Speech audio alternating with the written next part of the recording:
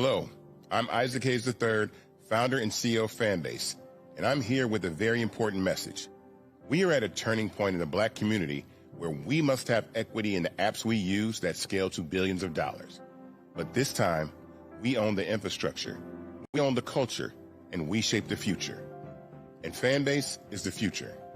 Fanbase combines the free functionality of Instagram, TikTok, and YouTube into an all-in-one platform built for the evolution of social media and monetization.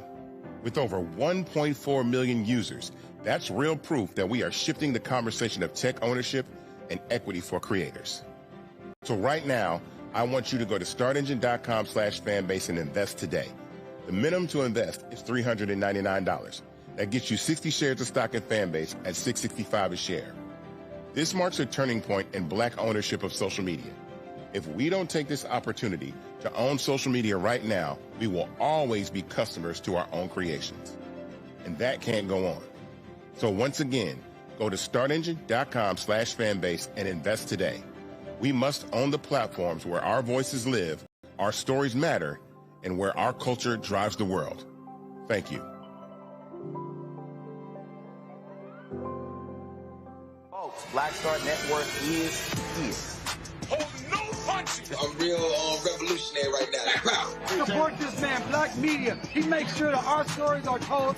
Thank you for being the voice of Black America, Roland. Stay Black. I love y'all. All momentum we have now, we have to keep this going. The video looks phenomenal. See, there's a difference between Black Star Network and Black-owned media and something like CNN. You can't be Black-owned media and be scared. It's time to be smart. Bring your eyeballs home.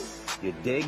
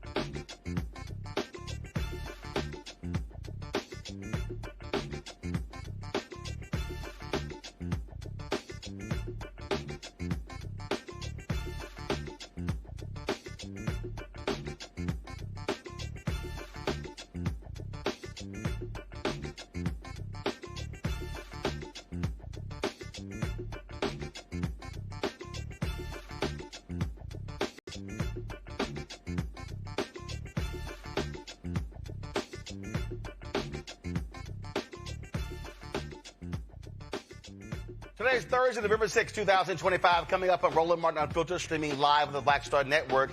North Carolina's new Republican-drawn congressional maps, those racist gerrymandered maps, are headed to court. The first lawsuit challenging the legality of the maps has been filed. It's day 37 of the longest government shutdown in American history. Flights are being canceled, paychecks missed, families struggling, and still no end in sight. We'll break down what Democrats are doing to push for a deal. A federal judge says the Trump administration must pay full SNAP benefits for November by Friday, a lifeline for more than 42 million Americans relying on food assistance. The battle for labor power is heating up. The Teamsters national election could reshape the future of the labor movement, and they could get their first black president as he challenges current president and MAGA lover Sean O'Brien. After decades at the top, Nancy Pelosi is saying goodbye to Congress. We'll talk to her former communications director. Plus, MAGA maggot Megyn Kelly sure has a lot to say about black people, especially black women and their hair. Yeah, I got to smack her little silly ass, and y'all know I can't wait. It's time to bring the funk on Roland Martin Unfiltered on the Black Star Network. Let's go.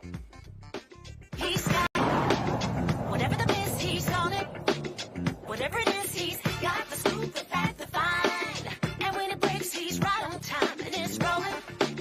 Best believe he's knowing. Putting it down from sports to news to politics. With entertainment just for kicks, he's rolling. It's on go, y'all. It's Roland Martin, yeah. Rolling with Roland now. He's funky, he's fresh, he's real, the best, you know he's Roland Martin now.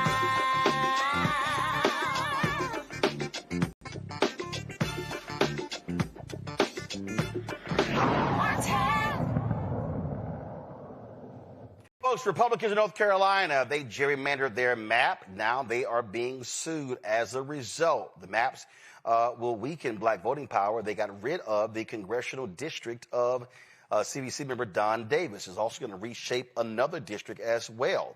Now, the lawsuit Williams versus Blackwell was filed by black residents and voting rights advocate who say the new maps intentionally discriminate against minority voters and dilutes black power, which are violations of the 14th and 15th Amendments and the Voting Rights Act. Federal judges have scheduled a crucial hearing for November 19th in Winston-Salem to consider a preliminary injunction that could block the new congressional map. This hearing comes just 12 days before candidates are set to begin filing for North Carolina's 2026 congressional elections, making it a pivotal moment for the state's political landscape. Now, understand what's going on here. Republicans, of course, all across the country are trying to gerrymander as many maps as possible. Why? Because they are scared to death that they're going to lose next November. Donald Trump has demanded they do this. And so, of course, we saw what happened in Texas. We see what they're doing in Missouri, in Indiana. Kansas has backed off. We see what's happening. Florida's talking about this here. Of course, we know what Texas did. And so this is where we stand, where Republicans have power. And the problem is this here. Because of the Constitution in North Carolina, the governor cannot veto a bill dealing with redistricting. And so that's what is going on here. Let's go to our panel. Dr. Nola Haynes, Georgetown University School of Foreign Service out of D.C., Dr. Greg Carr, Department of Afro-American Studies at Howard University, Rishi Colbert, host of the Rishi Colbert Show on Sirius XM Radio, creator of the card game Am I Trippin' out of D.C. Greg, I want to start with you. You said beforehand that it was wise for voting rights advocates to use the 15th Amendment as a part of this pushback. Explain again to people why that's the case as opposed to the Voting Rights Act and Section 2. Well, the Voting Rights Act in Section 2 is pursuant to the 15th Amendment. We know that Section 2 of the 15th Amendment enables Congress to pass all appropriate legislation to enforce the 15th Amendment. So it's not an alternative. It's an attempt to have Congress basically enforce the 15th Amendment.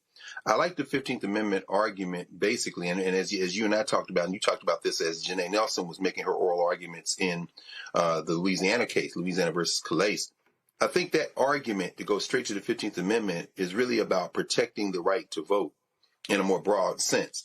When we were listening to oral arguments around Calais, it's clear they're trying to figure out a way to give legislatures the most flexibility possible. And what we're seeing in North Carolina, by the way, the guy who helped them draw the maps in North Carolina is one of the guys who helped Ohio draw their maps. And of course, Ohio's maps, it was talked about a few weeks ago, are about as good as the Democrats could hope for in a kind of political gerrymander sense. I think ultimately the argument is to throw everything really in there against the wall, not only the Voting Rights Act, but a direct appeal to the 15th Amendment. And as we know, they've gone to court now in North Carolina. They're going to make both those arguments. But in sum, the Voting Rights Act of 1965 is Congress-passed, President-signed law that is pursuant to the Enforcement Clause, Section 2 of the 15th Amendment. So they should work in tandem. Again, and so, Reese, as we look at what is going on here, the other thing is this here. Obviously, you have the Voting Rights Act, and that had to be renewed. It had to be constantly renewed, and it's been under attack. The difference with the 15th Amendment, you're talking about what is now constitutional. That was a constitutional amendment that had to be ratified by the states. And so what Greg is talking about here forces a really different type of constitutional challenge. In this case, you're saying, okay, y'all got to contend with the law, had to be ratified. You heard Kavanaugh and others like, well, does a law sunset in that callous? Janae Nelson with the NAACP goes, whoa, hold up. There's no such thing as laws sunsetting. So like, what are y'all talking about? In this case, the 15th Amendment, that was the final of the Reconstruction Amendments. So that's a constitutional amendment that was ratified by the states. That sets up a totally different legal argument. And that's why I believe in this North Carolina case, they specifically are using the 14th and the 15th Amendments as opposed to Section 2 of the Voting Rights Act. Reese, go ahead. Well, I would certainly defer to the great Dr. Greg Carr on the legal merits of that argument and to yourself. But I think what we will see is this really a case about arguing the merits of the case? Is it really a case about the Constitution and the text and the intent behind that? Or is it a case about power, grabbing power and solidifying white rule? So I think that part remains to be seen, but we've seen a Supreme Court that is willing to throw out precedent, that is willing to disregard facts, disregard everything, every argument that's put in front of them, and just do whatever the hell Donald Trump says. So, I mean, obviously, I think that Janae Nelson and all of the folks that are arguing against these racist maps are doing the right thing, but I just don't have a lot of faith in the Supreme Court at this point. No, a lot of people don't have faith in the Supreme Court. But again, legal arguments are critically important. I'll give an example. Bishop William Barber, there was a lawsuit several years ago when they were trying to challenge the gerrymandered districts. I forgot the group that filed it, and it was out of North Carolina. And Bishop Barber kept trying to tell them, file the lawsuit alleging racial gerrymandering. Well, they didn't listen. And they kept just talking about gerrymandering. Well, he understood that the courts had already ruled, or were going to rule, that partisan gerrymandering is allowed. So what happened? They lost the suit. And Barbara's like, I tried to tell y'all, you had a greater shot at winning if you allege racial gerrymandering due to Section 2 of the Voting Rights Act. And so for a lot of people who don't understand, and even people who are listening, because a lot of people don't have even read the Constitution, Antoine, go to my iPad. 15th Amendment, it says the rights of citizens of the United States to vote shall not be denied or abridged by the United States or by any state on account of race, color, or previous condition of servitude. Section 2 says the Congress shall have power to enforce this article by appropriate legislation. So when Greg was talking, he was speaking about Voting Rights Act. That's actually Section 2 of 15th Amendment. This lawsuit is suggesting that the action of North Carolinians, these Republican North Carolinians, violates Section 1 of the 15th Amendment. So they're not even making a voting rights argument, a Voting Rights Act argument. They're making a constitutional argument that says the actions of these Republicans specifically is denying black voters denying their right to vote based upon the 15th Amendment. Your thoughts? I have a lot of thoughts very similar to Reese said. You know, it's very clear that the Supreme Court is the tool for Donald Trump to completely rewrite the Constitution the way they want to rewrite identity, history, and culture in this country. But the question remains, just like with Congress, the thing that I deeply do not understand. I can understand you may feel a way, you have a worldview, you have certain ideologies, but why cede your power? That's the part of this that I do not get. Everything that you go through to become a Supreme Court justice, what do you get out of this in the long term to allow one person to undo settled law? You know, especially for those so-called originalists that are on the Supreme Court. Clearly not. Precedent is not your God, because they are so willing to dismiss it and sidestep it for this man. So, you know, my final thought here is, what is the stop to the Supreme Court? What is the bottom for them? When does it stop being about their ideology, which is extreme? It does not even match the way that the country is moving towards and where we are now. So what is the stop? Besides, yes, I know voting and all of that and all the different processes. But before we can even get there, are there any solutions to the Supreme Court giving Donald Trump everything that he wants? Greg, the thing that people have to recognize is that the right-wingers don't care about the institution. The Federalist Society, their entire focus was to infiltrate. First of all, let's go back. The Federalist Society, set up by right-wing foundations and donors, Scapes, Mellon out of Pittsburgh and other places, they've been pissed off with the federal courts because of Brown versus Board of Education, because of the Civil Rights Act of 64, the Voting Rights Act of 65, the Fair Housing Act of 68, because of their legal rulings on Roe v. Wade, on other issues. And so they said, we have to create our own system to take over the courts to now rule on laws in our favor. So this Supreme Court, John Roberts, Amy Coney Barrett, Neil Gorsuch, Kavanaugh, Alito, Clarence Thomas, they don't believe in settled law. They believe that we can overturn whatever we want. And the fact of the matter is that power actually rests with the Supreme Court. The Supreme Court can change laws. Let's use North Carolina as an example. The North Carolina Supreme Court is now a 5-2 right-wing court, led by a right-wing ideologue who became Chief Justice. That person was pissed off when he wasn't chosen to be Chief Justice and Sherry Beasley was. That's why he ran against Sherry Beasley, beat her. She lost by 401 votes. Then a right-winger took his place. On the national Supreme Court, these folks say, we don't care about settled law. We want to change law to fit our ideology. So they don't care about the institution. Even John Roberts, he can claim about, well, we're concerned about the rule of law. No, their whole deal is, while we have the power, we know that our judicial rulings today could actually last the next 100, 200 years. So they have made an ideological decision. So the reason they are going along, Greg, with Donald Trump, because he appointed 3 of them. They now have not only 5-4, they now have 6-3. So even if they lose one of them along the way, they still got the 5. So they want to enshrine in law their vision of America. It doesn't matter where the nation is going. They want to say, the nation, y'all can go as far as y'all want to, but we going to tell y'all how you can roll. Greg, you're on mute. And they are ideologues. Thank you, right? Thank you, brother. That's right. They are ideologues, and that is their vision.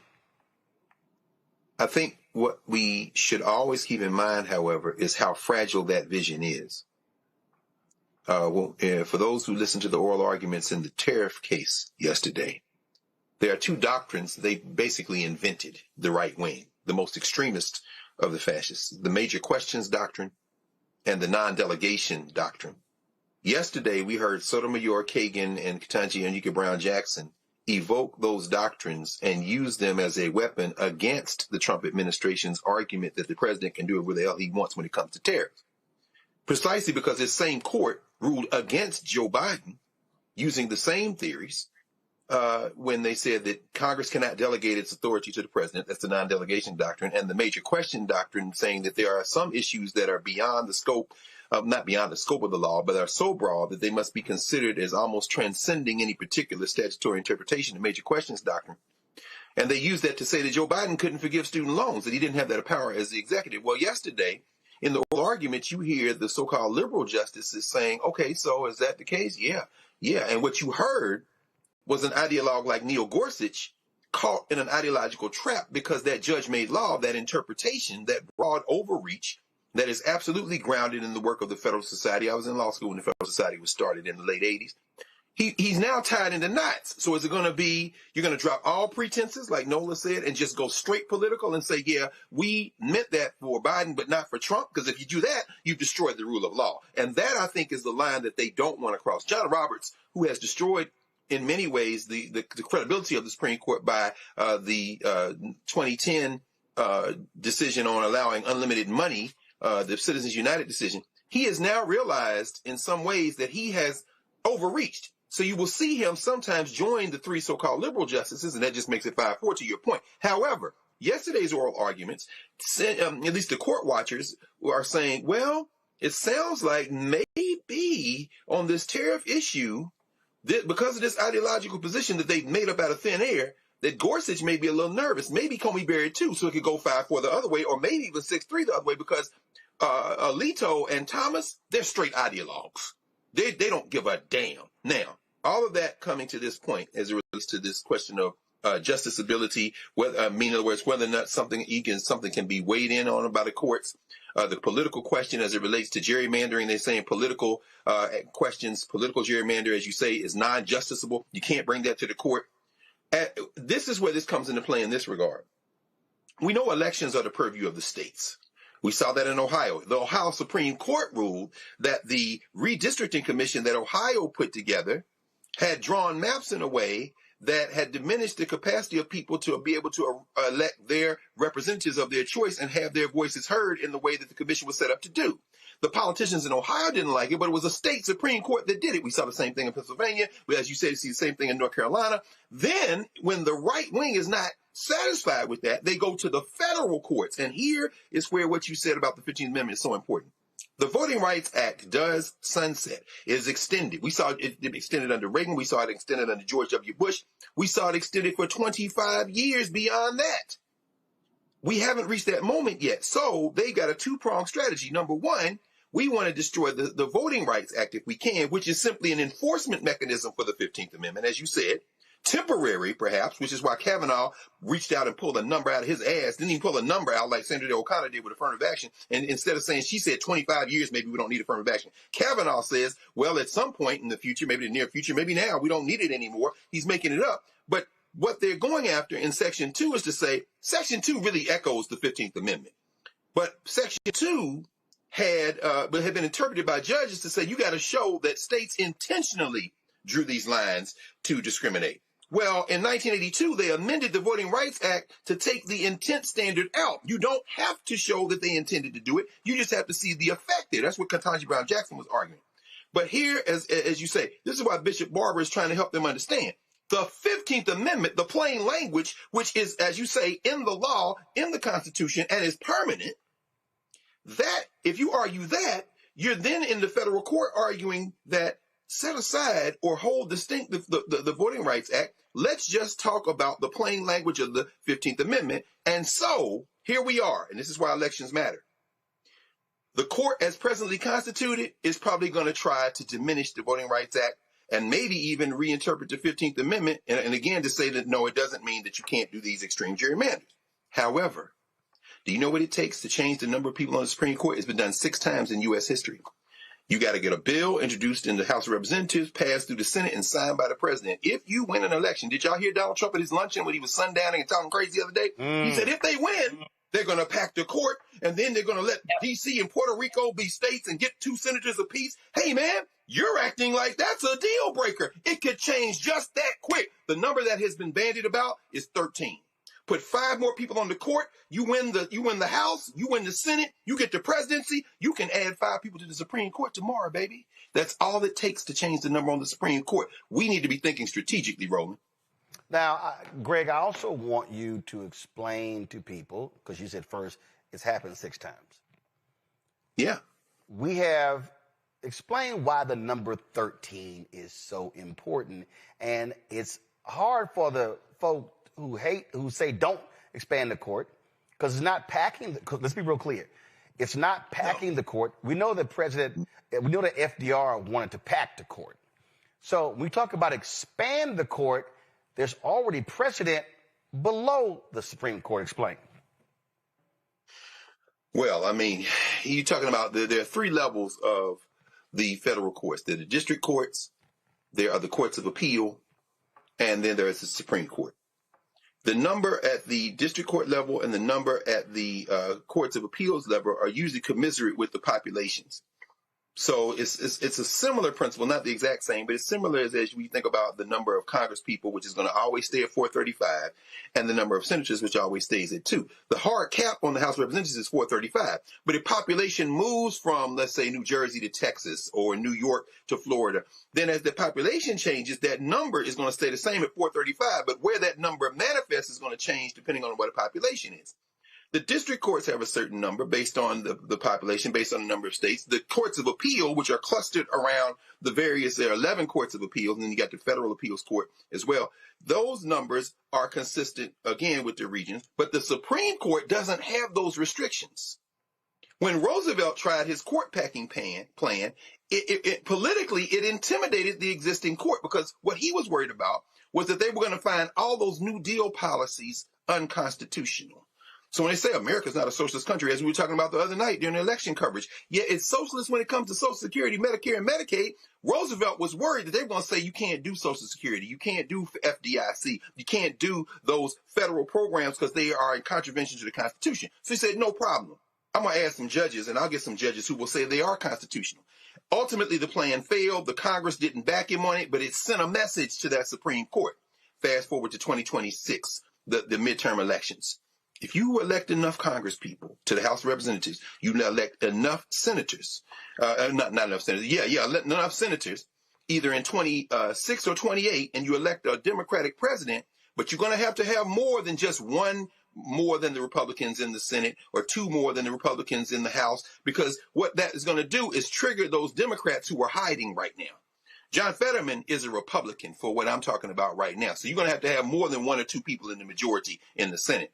And ultimately, if you can do that, get that bill, you go to 13. The reason it's 13 is because it has to be an odd number. Because ostensibly that means you're never going to have a tie unless somebody recuses themselves. But as long as you have an odd number, the likelihood is that you're going to have a ruling one way or the other. And if you put 5 justices on the Supreme Court, you're basically talking about everything that you want to run the table on. That's voting rights. That's police brutality. All of that stuff. Because what we are dealing with isn't the plain language of the Constitution. It isn't. This is what Ketanji Brown Jackson keeps dragging them back to in her dissents. It is the interpretation of the Constitution by judges. And there are 2 standards that have generally been bandied about. One is strict interpretation, what they call the originalist position. We want to know what the founders meant. Guess what? George Washington was dead as a doornail when they passed the 13th, 14th, and 15th Amendments. Ketanji Brown Jackson is like, since he wasn't around, let's look at what the authors, Hingham and Charles Sumner, what did they mean by the 13th, 14th, and 15th Amendments? If you read that, it's clear they meant it to protect us, people of African descent. This court has ignored all that. They don't want to be originalists when it comes to the Reconstruction Amendments, only to their slave master friends back in the days of yore. When they do that, however, all that can be changed by who's sitting on the bench. That is not constitutional law, plain language. It is statutory interpretation. So you change the judges, you change the law. It's that simple. And how do you change the judges? You go your ass to the voting booth. It's just that simple, bro. So for the people who are watching, you heard Greg say that it's changed 6 times. And so I go to my iPad. Yeah, this is, if you go to supremecourt.gov, and I know some people watching right now like, man, y'all like going deep into this. I think I'm in school, because you should be learning. Do understand something. We didn't always have 9 Supreme Court justices.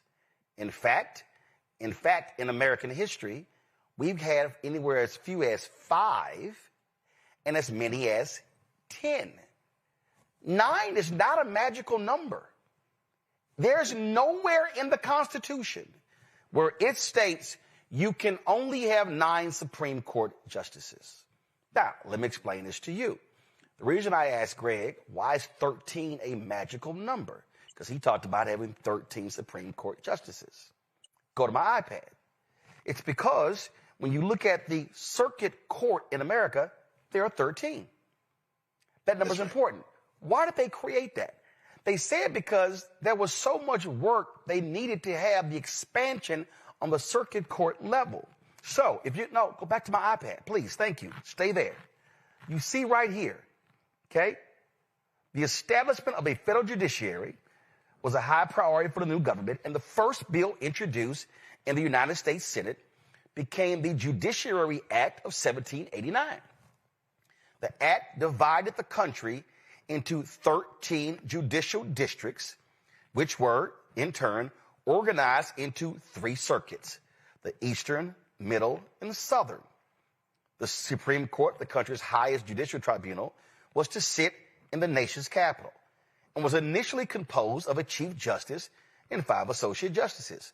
For the first 101 years of the Supreme Court's life, but for a brief period in the early 1800s, the justices were also required to, quote, ride circuit and hold circuit court twice a year in each judicial district. So, why is that important? The United States Supreme Court, being the highest in the land, they actually don't hear a lot of cases. They hear a very small, I'm talking about a minute number of cases. That's right. One of the reasons you've seen the expansion of the court, because they've said, wait a minute, we need more judges. There are more cases. Jesse Helms, when that racist represented North Carolina, he blocked black judges from being appointed by saying, oh, no, we don't need any more judges on the 4th Circuit. We're good. We're good. Even though they had case overload. You've had federal judges say, no, we need to expand the number of federal judges because we have too many cases. So if you say you have 13 circuits, why can't you have 13 Supreme Court justices?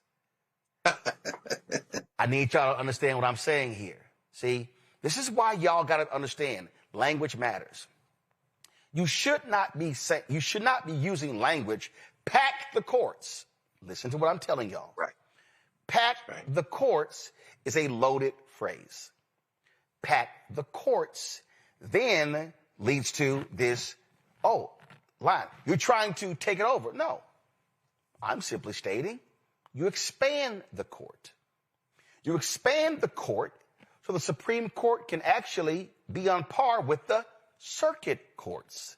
13 circuit courts should be 13 Supreme Court justices. Now, if you add 4 Supreme Court justices, they can actually now rule on more cases. They can hear more cases. We're paying them. These are supposed to be the most brilliant legal minds in the world. Why do they have to rule on so few cases?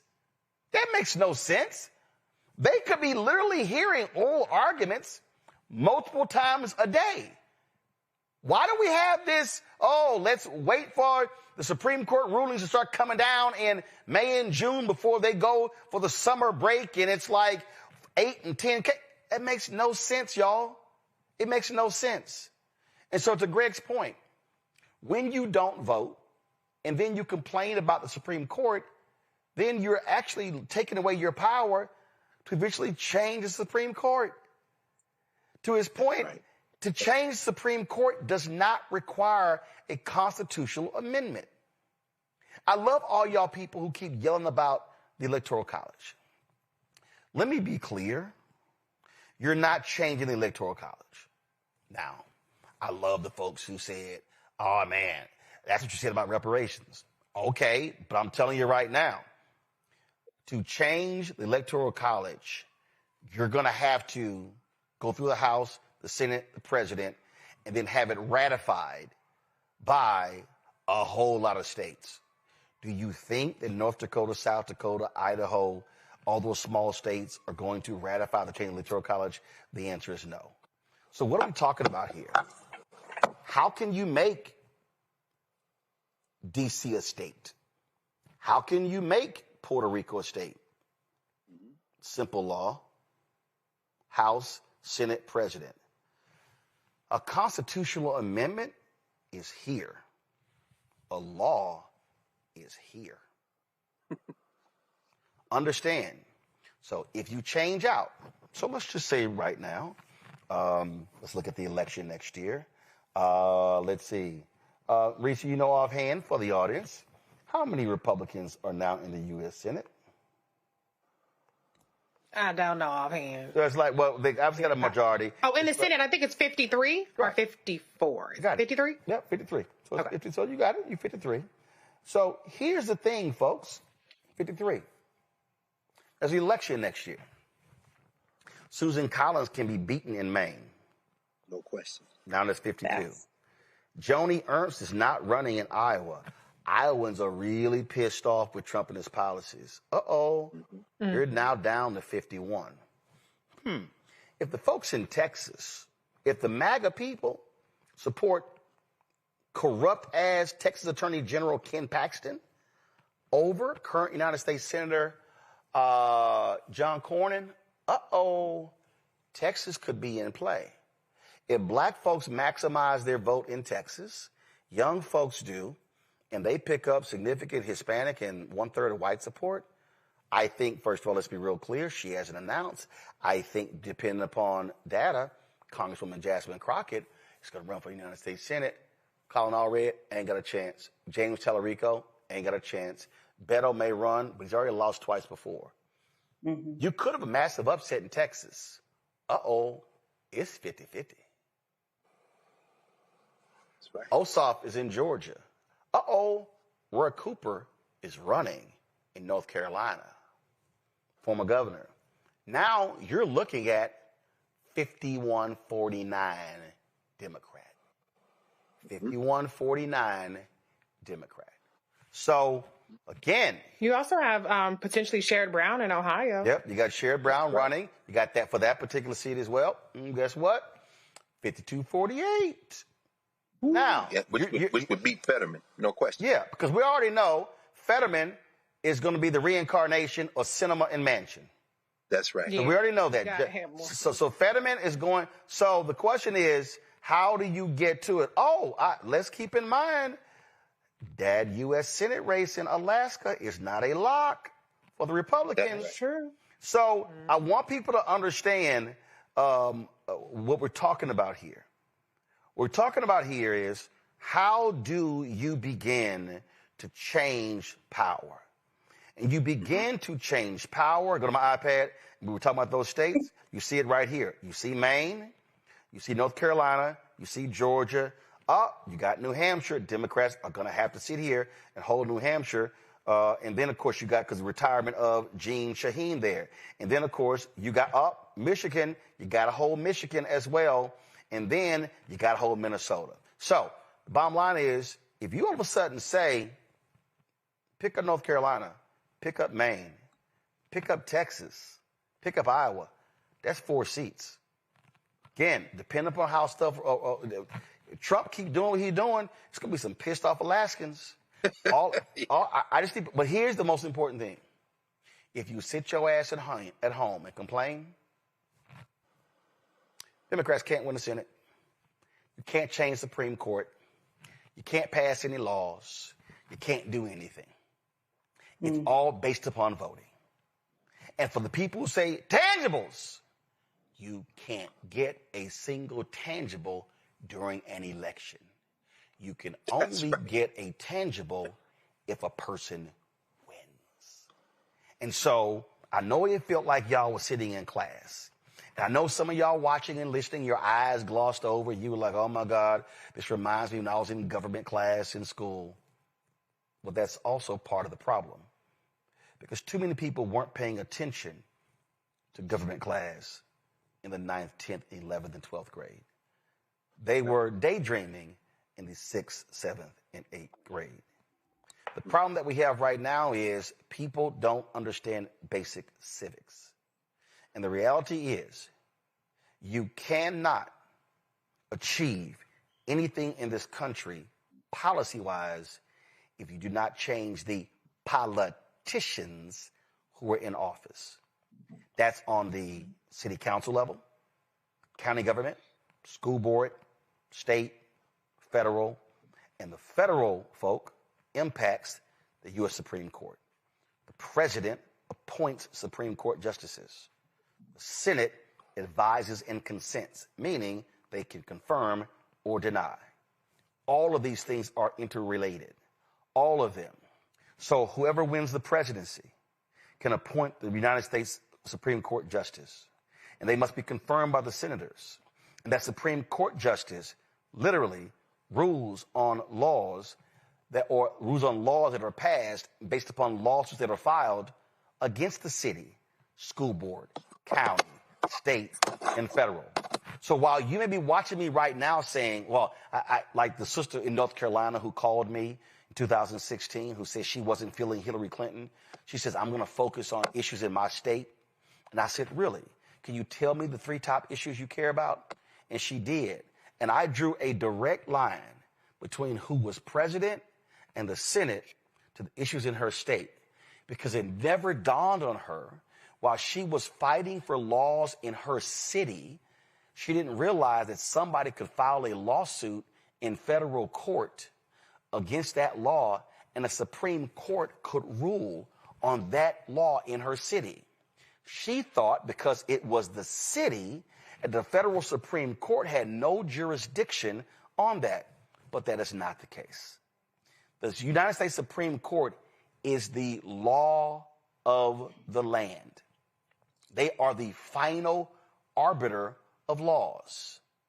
Congress can pass a law, but are y'all aware that even the Supreme Court could declare a law passed by Congress to be unconstitutional?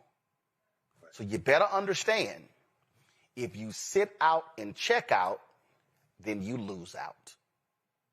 I'll be right back on Roland Martin Unfiltered on the Black Star Network.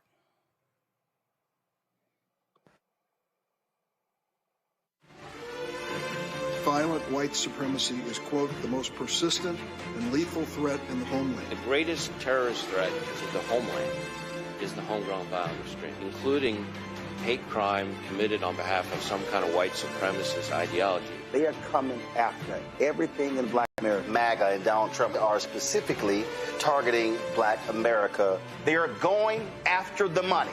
Attack Black Lives Matter. Attack critical race theory. Attack woke, DEI. MAGA wants to defund Black America. This is a perfect example of their desire to completely degrade and de-emphasize Black people.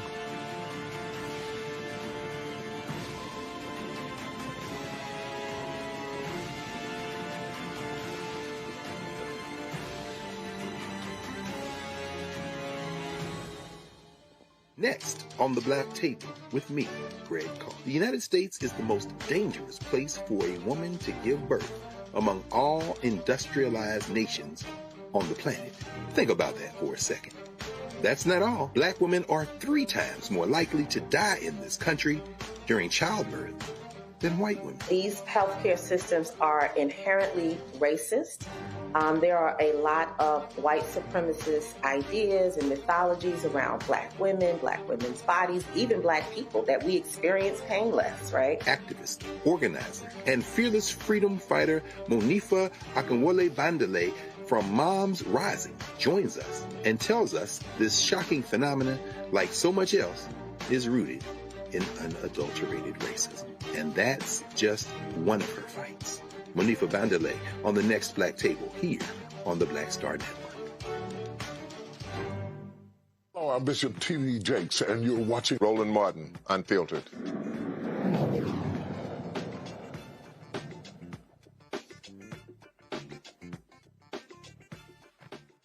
A federal judge has ordered the Trump administration to fully fund SNAP benefits for November by Friday. The ruling rejects the administration's earlier plan to only partially provide aid to 42 million Americans. The order follows urgent pleas from plaintiffs who emphasize the risk of hunger for millions, including children. Last week, Trump folks said it would not tap into a congressionally authorized $4.65 billion contingency fund designed to keep SNAP fully funded during emergencies. However, the judge ruled that this refusal poses an immediate threat to food insecurity for vulnerable families.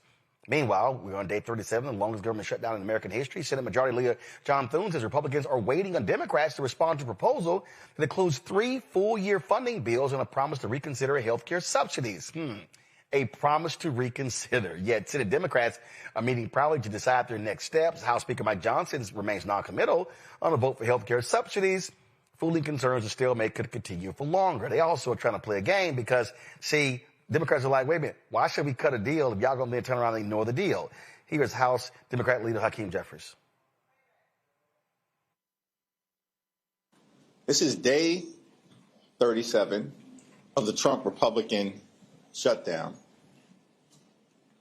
And the position of House Democrats remains the same. We will not support a partisan Republican spending bill that continues to gut the health care of the American people.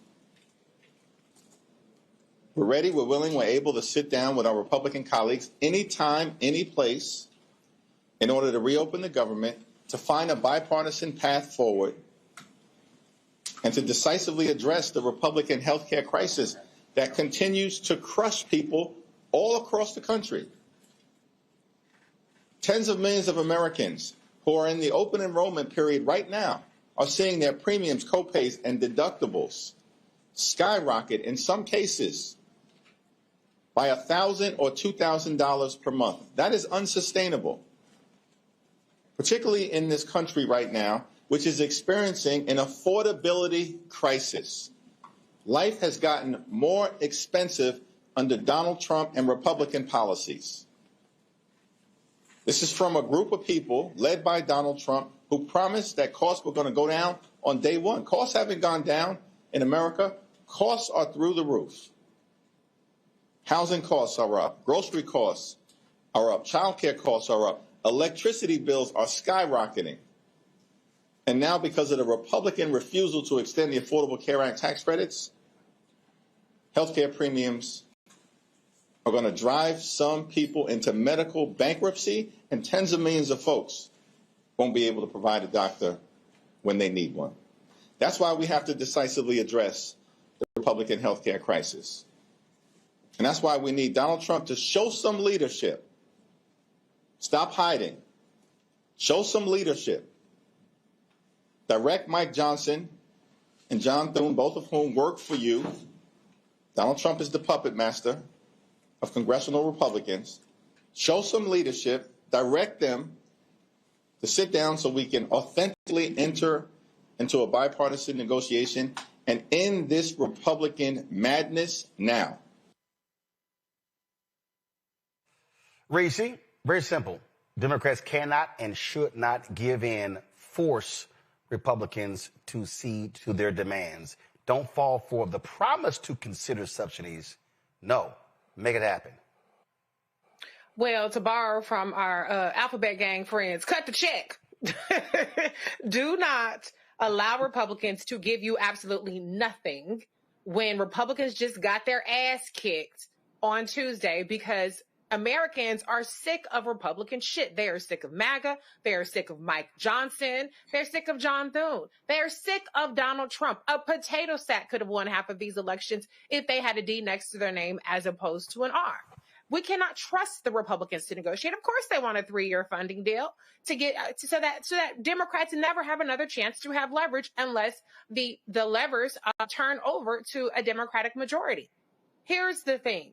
What Republicans are doing right now is they are trying to maximize pain, maximize cruelty, and maximize the harm that they are inflicting on the American people. The reason why our reality TV transportation secretary is cutting 10% of flights, starting 4% tomorrow and 10% by the end of the week, is because they want to make shit miserable for people. They want people to get to these airports and play Kristi Noem's propagandist video and blame Democrats for the fact that their flights are being canceled, when the fact of the matter is that Sean Duffy doesn't know what the hell he's doing.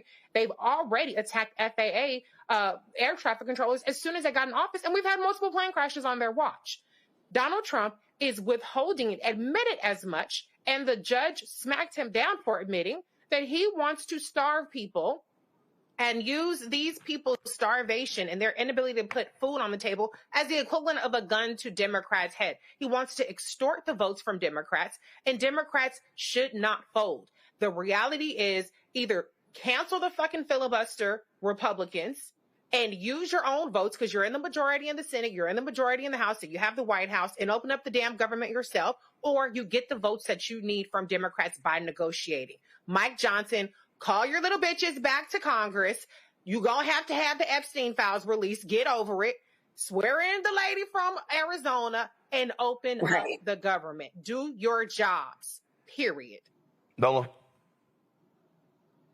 1,000%, and everything that is happening, that everything that we're seeing, things that I'm hearing from people that are working still at these agencies, although none of them are really functioning at capacity, is, these secretaries, they won't go out and they won't say it, but they are catching hell back at their agencies, especially when we're talking about an agency like the FAA, because we're talking about lives, right?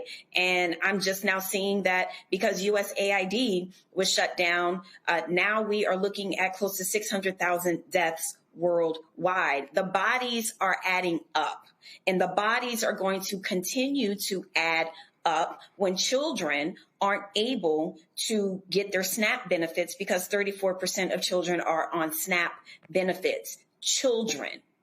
So yes, I place definitely a lot of blame at the feet of the Republicans. But the one thing that I do want to say about the Democrats is that, they are holding together. That is not an easy thing to do. But I am interested in what an exit strategy looks like, because real people are being affected and impacted.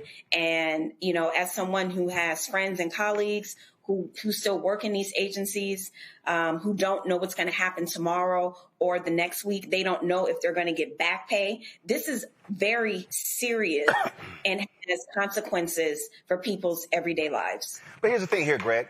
The reality is people are being hurt across the board. They're being hurt when they cut SNAP benefits. They're being hurt with lack of health care. They're being hurt with healthcare premiums increasing. Not only that, you got members of Congress. I saw a tweet earlier from Congressman Emanuel Cleaver, who said, first of all, back pay is literally the law of the land. Now, granted, you can have where Trump may think he can do whatever hell he wants to, but then you're going to have to run up against the actual law when it comes to this whole issue. And so that's the right. This is give me 1 second. This right here is the tweet from him. Federal workers are entitled to back pay following a government shutdown. Any attempt to withhold this pay from federal workers would be illegal and morally reprehensible. But here's the piece. If you do not use the leverage that you have, then you cannot gain any changes, especially with Republicans controlling the House, controlling the Senate, controlling the White House. This is how you have to use your leverage, influence, and power. It's very true, Roland. And we talked about this again. We talked about it on Tuesday night. There had already begun a trickle of reporting that some quote-unquote moderate Democrats and moderate Republican senators were caucusing together quietly, trying to figure out the outline of a deal. And that the quote-unquote liberal or progressive senators were apoplectic, were furious. Well, that calculus changed Tuesday night, as we're talking about, when you saw this wave of people saying that's enough. It put, at least temporarily, enough steel in the spines of the so-called moderate Democrats in the Senate that they backed out now, apparently, as the reporting goes, from considering some kind of talks for a deal. And as far as the Republicans go, I embrace them because this is the last play they have left. The Republican Party is on the verge of death and collapse. The commercial news, entertainment, mass media has to continue to promote this idea that all the Democrats are in disarray, circular firing squad, because they're trying to sell ads and sell newspapers and draw eyeballs. But the reality is that the party that is in trouble in this country is the white nationalist party, because they are on the verge of collapse. They don't have another card. So when you read Judge McConnell's order today, and he was furious, he read from the bench before issuing it in writing. He said, I told y'all earlier, you've got to release this. And then you come back and say that you're trying, or the Agriculture Department has more new rules. And then watch this. This is crazy because one of the officials in the government said that they have been complying with the order. So now what the Republicans are doing right now is just straight lying. The master of it, of course, is the MAGA Muppet, Mike Johnson. He just gets on stage and whatever it is, he says the opposite. The person behind this, the puppet master, if there's one person you can put this on, is that little nasty piece of work, that gnarled human soul, Russell Vogt, at the Office of Management and Budget. Because Vogt understands something, if he doesn't understand anything else. I can just get to the point where I just tie it up in administrative functions. Agriculture said we got new regs and it's going to slow it down. And when all else fails, I'll just ignore the courts. They've already said today they're going to appeal this. But here's where the calculus is going to ultimately break their back if the Democrats can stick together, as we've said. All you got to do is put people in so much pain that, like anything else that is unbearable, they move to remove the source of the pain. The sources of pain is Republicans. They're out of places to hide. And when they just go to the straight open divided court and straight lie, you know that their desperation has brought you almost to the brink of victory if you can just hold the line a little bit longer. Absolutely. Folks, got to go to the break. We come back. We're going to hear from a brother who wants to become the next president of the Teamsters Union. Also, Brittany Noble will have our headlines. Plus, we'll talk about that maggot, Megyn Kelly. Why she keeps staying in black folks' business. This time, talking about Michelle Obama and the hair of black women. What your bony flat ass know about the hair of black women, Megyn Kelly? Yeah, I'm going to deal with her ass right here. I'm Rolling Martin Unfiltered on the Black Star Network. Support the work that we do. Join our Bring the Funk fan club. Your dollars make it possible to do the stories that we do. If you want to contribute to us via Stripe, use the QR code to the left. Also, you can use that for Cash App and credit cards.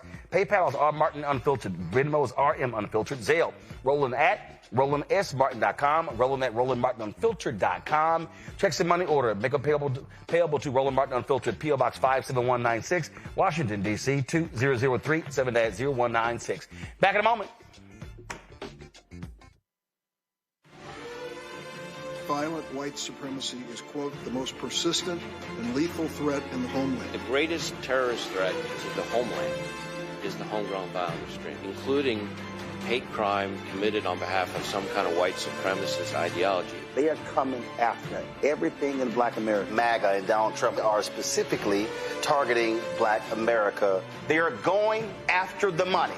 Attack Black Lives Matter. Attack critical race theory. Attack woke, DEI. MAGA wants to defund black America. This is a perfect example of their desire to completely degrade and de-emphasize black people.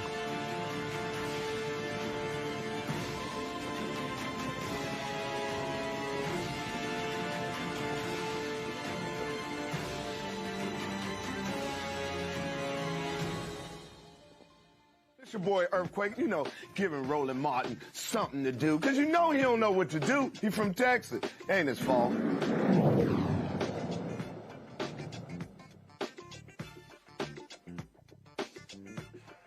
Folks, election for the next president of the Teamsters is next year, and it stays as a pivotal moment for the labor organization. More than 1.3 million members of the International Brotherhood of Teamsters, one of the nation's most powerful unions, will choose between the current president, Sean O'Brien, who has gotten extremely close to MAGA and Donald Trump, and challenger Richard Hooker Jr., a Philadelphia Teamster who demands a union that truly serves working people. Richard joins us now from Chicago, where he's campaigning. Richard, glad to have you here. When did you make the decision that you wanted to be the next president? Was there something specific that caused you to say, you know what, it's time for me to challenge Sean O'Brien? Well, we made the decision this summer because of all the things that have been happening within the Teamsters. His flirtation with the anti-labor, anti-working class administration and Donald Trump, along with a lot of our largest contract with UPS and some of the things that happened there. And we have to make a decision on where do we want this organization to go. And we believe now is the time because our members are not happy. Our rank and file members are not happy with the direction that the Teamsters are going in. And why not us? Why not now?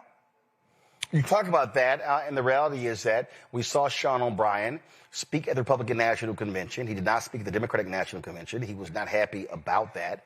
And he also openly chastised Vice President Kamala Harris. He went on the podcast talking about how she walked in and she was insulting and how she expected their endorsement, even though she was the one who cast the critical vote to restore the pension, to pay out the pensions. 600,000 Teamsters. This was the most pro-union administration since FDR, and you had other labor unions that were supporting this administration, and he acted like they hadn't done a damn thing for Teamsters and labor.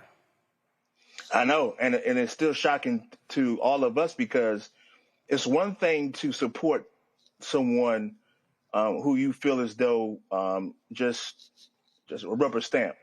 But the other option has a resume that does not include helping working people at all. You're talking about his first term, rolling back labor protections. Then he gets back in there and look what he does to the NLRB. Look what he's done to the TSA workers. Look what he's doing right now to the federal workers. So to have a relationship with a person like that and to have an idea that you believe that this administration is going to help us, I still can't believe it. A lot of us can't believe it. And again, this is why things have to change within our organization. We can't continue down this road. After they made the decision not to endorse her, and of course, the last time, if I'm correct, the Teamsters did not endorse, they didn't endorse Hillary Clinton. And so a lot of people are like, yo, what's up? Teamsters can't endorse women.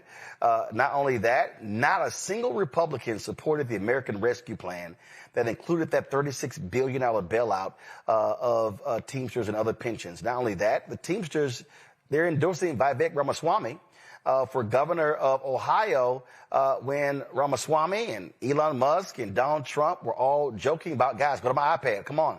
They were all joking about how, hey, if folks strike, you should be crossing the line. I mean, that right there, but you're like, what the hell is going on? I'm with you.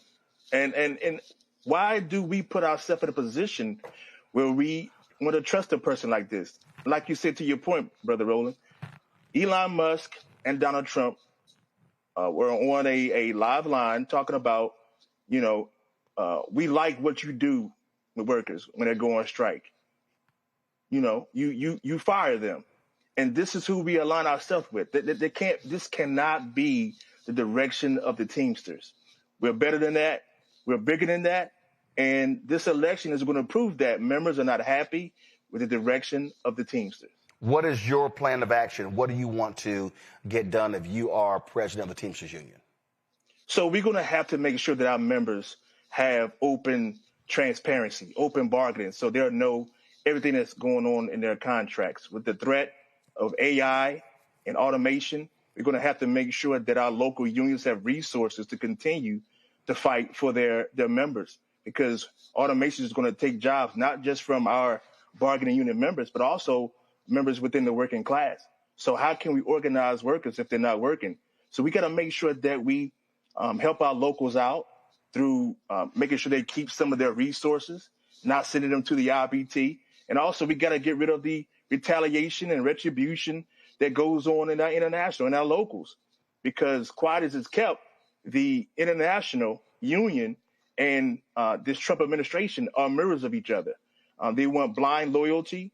If you don't give it to them, they'll come after you with guns blazing. And so that's why the Teamsters need to move in a more progressive, a more transparent, and a more honest direction, and that's what we're going to deliver for our members. I talked about what Sean O'Brien said about Vice President Kamala Harris, and they did not endorse her, and he describes that. He goes on the podcast of white nationalist Tucker Carlson and talks about her. I guess he forgot when that vote came up, she was the tie-breaking vote that saved the pensions of some 600,000 Teamsters. This is what he actually said. One of my vice presidents, a woman named Joan Corey out of my local, she sits on our general executive board, was at an event with Vice President Harris. And, you know, they're going through the line to get the picture, and Joan introduces herself to Vice President Harris, says, "I'm Joan Corey. I'm on the general executive board for the Teamsters." She goes, "Teamsters? You better get on board. You better get on board. Better get on board soon." So fast forward, she finally agrees to come after we were putting pressure on her, you know, basically, because I was doing interviews all over the place saying, we haven't got invited to the DNC. You know, they haven't accepted our invitation for her to come to a roundtable, so she comes to the roundtable. Same format, same questions. Rank and file members are asking her questions just like they asked every other candidate. And they were trying to negotiate with us. She only wants to answer 3 questions. We're like, there's 16 questions here. So she answers 3 of them. And on the 4th question, one of her operatives or one of her staff slips a note in front of me. This will be the last question. And it was 20 minutes earlier than the time that it was going to end. And her declaration on the way out was, "I'm going to win with you or without you." Richard, Vice President Harris writes in her book, she knew walking into that room that, frankly, was a setup and she wasn't going to get the endorsement. And so she talked about that. But again, this is what amazes me. The Teamsters has 1.3 million members. She was the one who cast the the vote, the tie-breaking vote that saved the pensions of half of the union. I'm sorry, if I saved your ass with your pensions and not a single Republican voted for it, and you're Sean O'Brien and you're going to the Republican National Convention speaking and kissing MAGA ass, you damn right I expect the endorsement. Like, really? Brother Roland, again, one thing that you may not know, the Teamsters have a issue with misogyny and race.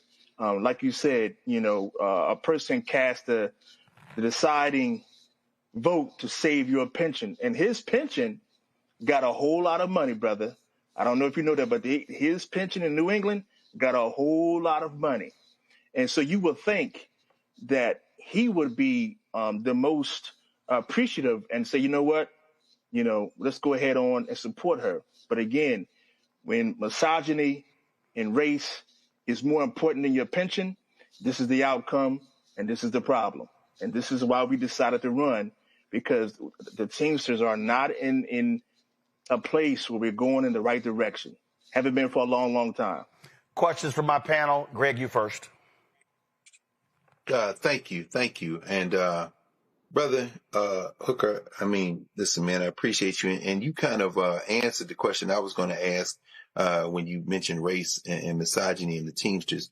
I'm wondering how the rank and file, the membership, the folks you're trying to now pull together to support you and support your slate, what have been some of the fractures between the rank and file and this clearly racist leadership? I'm sure there's enough energy and there's enough support to get you in the office, but how do you plan on kind of reaching to folks through the rank and file? So one of the things that we've been doing since this summer is going across the country, talking to all the rank and file members that we can, and tell them that there's a better option, there's a better way, and not just through talking, but also listening to their issues. And our platform speaks directly to those issues. What has plagued the Teamsters for many, many years is this transparency issue and things being done behind closed doors. So I've been a Teamster for 26 years, and I've worked for 20 of those years at UPS. For the last 6, I've been an elected official in my local. And so when we talk to our members, we know where they're coming from because we have that relationship because we've done the job that they're doing. And when we listen to their issues, we have experienced what they're going through. And so programs like this, talking to the members face-to-face and listening to them, as well as there was an article in The Guardian that did a piece on myself and the current general president, and it shed a light into the issues that plague our organization. The race issue, $2.9 million racial discrimination lawsuit, the retaliation issue with O'Brien has a long history of doing those kinds of things. And then you're talking about his flirtation with Donald Trump. All these things intertwine with who he is and how he's leading this organization. And when we tell people our plan and how we plan on changing things, it resonates with our rank and file members because that's how we're going to win this election, through the rank and file. The officers, they're going to be hit or miss. A lot of them are on the payroll. A lot of them are scared because of retaliation from the general president. And so, again, like you said, Brother Carr, we're going to have to make sure our message is about building power within the rank and file. And they see that with our platform. Where is he? Appreciate it.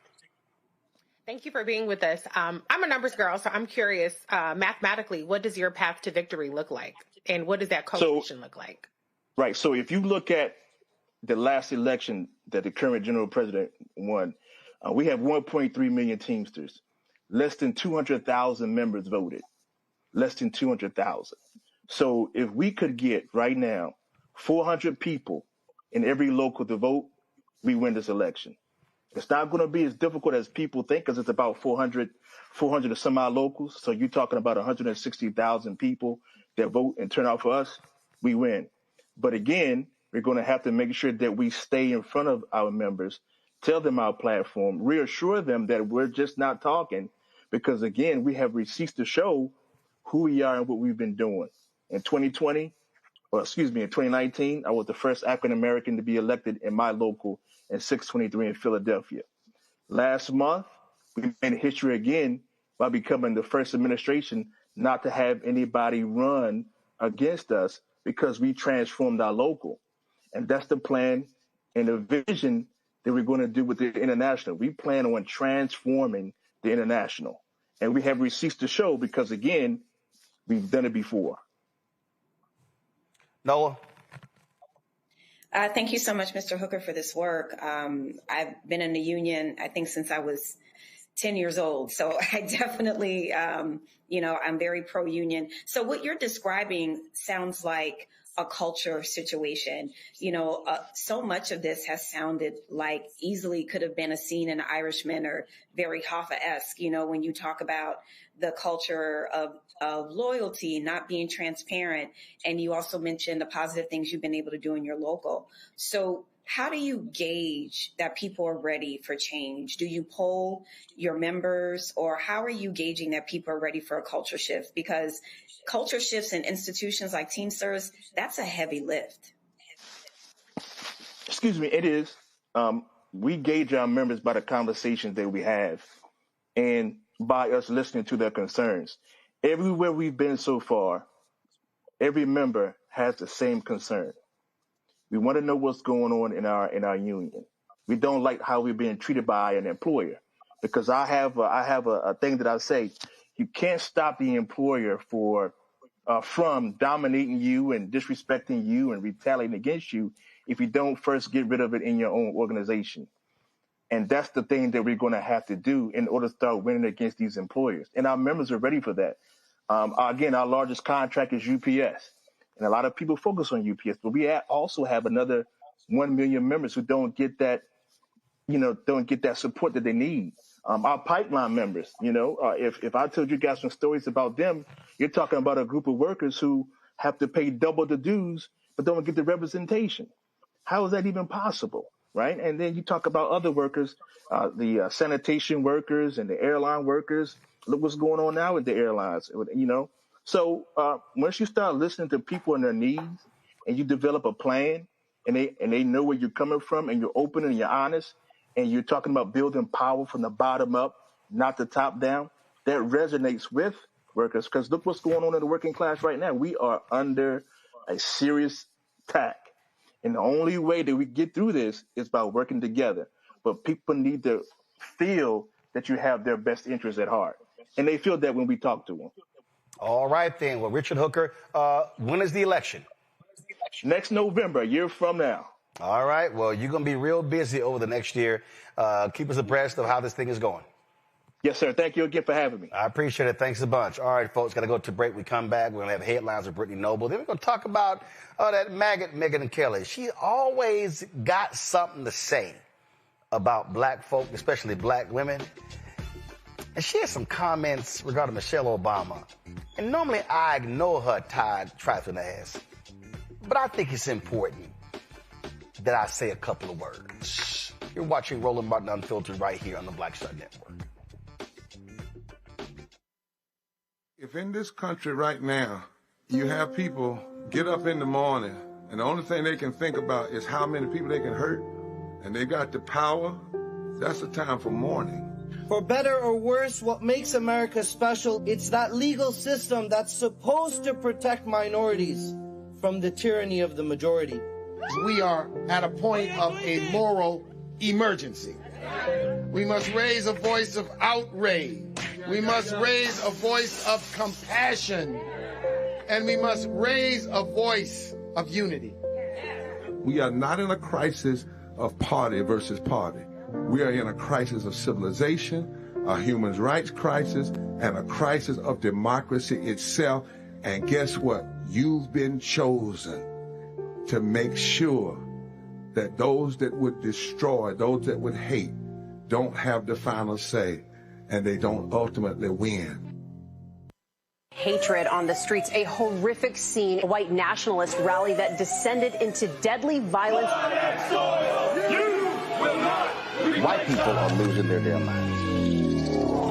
As an angry pro-Trump mob storms the U.S. Capitol, we've seen shutdown. We're about to see the rise of what I call white minority resistance. We have seen white folks in this country who simply cannot tolerate black folks voting. I think what we're seeing is the inevitable result of violent denial. This is part of American history. Every time that people of color have made progress, whether real or symbolic, there has been what Carol Anderson at Emory University calls white rage as a backlash. This is the rise of the Proud Boys and the Boogaloo Boys. America, there's going to be more of this. Here's all the Proud Boys, guys. This country is getting increasingly racist in its behaviors and its attitudes because of the fear of white people. The fear that they're taking our jobs, they're taking our resources, they're taking our women. This is white fear.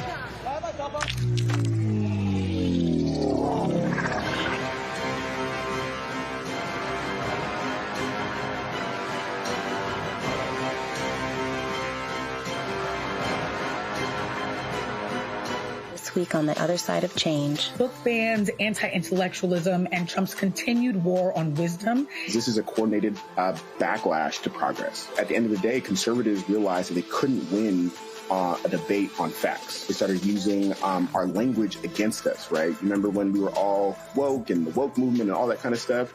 Now everything is anti-woke, right? When we were talking about including diversity, equity, inclusion, higher education, now it's anti-DEI. All this are efforts to suppress the truth because truth empowers people. You're watching The Other Side of Change only on the Black Star Network.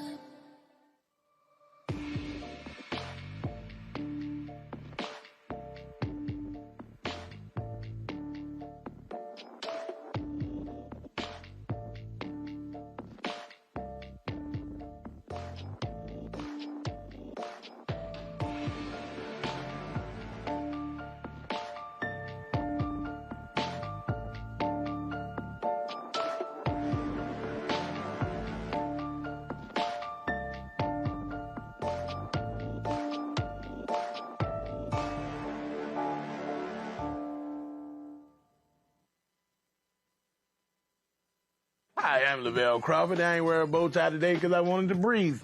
And you're watching Roland Martin Unfiltered.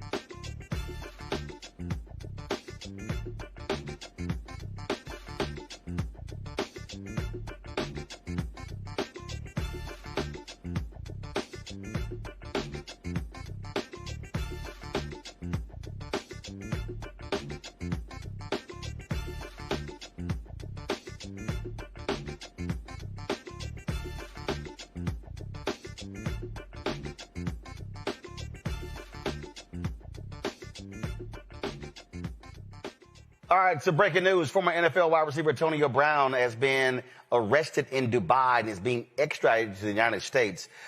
He's been charged with attempted murder for firing into a crowd at an event in Miami in May. He fled to Dubai. I guess he didn't check the extradition treaties that exist there. So he is being flown back to the United States to face attempted murder charges. All right, folks, time for headlines. Here's Brittany Noble. Acquitted a former Department of Justice employee who threw a sandwich at a federal agent in Washington, D.C. during an August protest. Sean Dunn was found not guilty of misdemeanor assault for hurling a hoagie after confronting a group of officers patrolling a popular D.C. nightlife area. The acquittal marks an embarrassing loss for federal prosecutors who pursued the misdemeanor charge after a grand jury refused to return an indictment on the felony assault count they initially sought. U.S. District Judge Carl Nichols, the Trump-appointed judge overseeing the case, called it the simplest case in the world. Well, a federal judge has issued a preliminary injunction limiting federal immigration agents' use of force in Chicago's Operation Midway Blitz, a ruling sparked by disturbing video and testimony. One incident sparked outrage citywide. ICE agents entered a Chicago daycare and forcibly removed a teacher, a legally authorized asylum seeker, in front of children.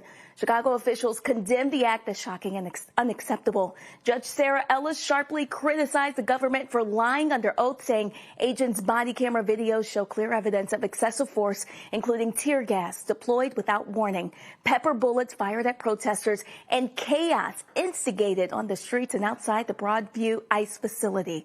The judge's injunction orders agents to strictly adhere to constitutional limits on force and requires full identification and use of body cameras for officers in the field.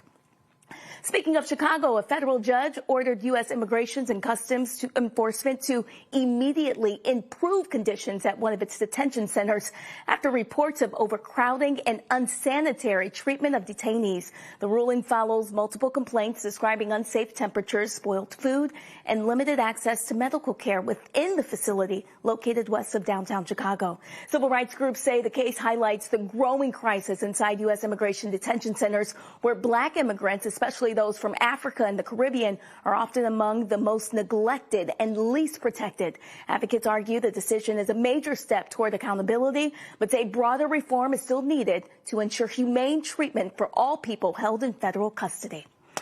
In its latest State of Black America report, the Urban League warns that decades of civil rights progress are being rolled back, from voting rights and education to housing and health care. President Mark Morio calls it a coordinated assault on equality and democracy, urging immediate action to defend hard-won freedoms. The organization is now mobilizing communities nationwide to push back through advocacy, organizing, and the courts. Well, the Urban League frames this as an urgent call to action, not just for Black America, but for the nation's future. A democracy willing to destroy itself rather than deliver justice is a democracy in crisis, warned Morio. He went on to say this is an emergency. The National Urban League urges vigilance, mobilization, solidarity, and support. Well, Black women are leading a wave of change in city halls. For the first time in New York history, voters elected Black women to serve as mayor. In Albany, Dorcia Pliers will be the city's first Black mayor, winning by a landslide after years of public service roles. Meanwhile, in Syracuse, Sharon Owens declared victory, becoming Syracuse's first Black mayor-elect and only the second woman to hold the role. She won the election in a landslide, claiming almost 75% of all the votes. Roland. All right. Brittany, I appreciate it, folks. We're going to go to a break. We come back. I got a few things to say about Megyn Kelly. Her trifling ass. She's always talking about Black people, especially Black women. So I'm going to deal with that when we come back right here on Roland Martin Unfiltered on the Black Star Network. Next on the Black Table with me, Greg Carr. The United States is the most dangerous place for a woman to give birth among all industrialized nations on the planet. Think about that for a second. That's not all. Black women are 3 times more likely to die in this country during childbirth than white women. These healthcare systems are inherently racist. There are a lot of white supremacist ideas and mythologies around black women's bodies, even black people, that we experience pain less, right? Activist, organizer, and fearless freedom fighter Monifa Akinwole-Bandele from Moms Rising joins us and tells us this shocking phenomenon, like so much else, is rooted in unadulterated racism. And that's just one of her fights. Monifa Bandele on the next Black Table here on the Black Star Network. This week on the other side of change. Book bans, anti-intellectualism, and Trump's continued war on wisdom. This is a coordinated backlash to progress. At the end of the day, conservatives realized that they couldn't win a debate on facts. They started using our language against us, right? Remember when we were all woke and the woke movement and all that kind of stuff? Now everything is anti-woke, right? When we were talking about including diversity, equity, inclusion in higher education, now it's anti-DEI. All this are efforts to suppress the truth because truth empowers people. You're watching The Other Side of Change only on the Black Star Network. This week on A Balanced Life with Dr. Jackie, we're continuing our series of Putting in the Work, A Chef's Journey. Are you an aspiring chef? Someone who already has a business, trying to figure out what your next steps will be, who to talk to, and how to get there? Well, on this week's show, our great guest and wonderful chef will talk to you about what it means to discover your purpose, your why of being in the kitchen, and then knowing how to put a business together. The menu controls everything. The menu determines everything. But the business plan is where you have to go back to. When you get into the business, at the end of the day, social media and TV, all of that stuff is cool, but you still have to run a business. You still have to be in relationship with people. That's all next on A Balanced Life with Dr. Jackie here on Black Star Network. Lil Thompson with winwithblackmen.org. You're watching Roland Martin Unfiltered.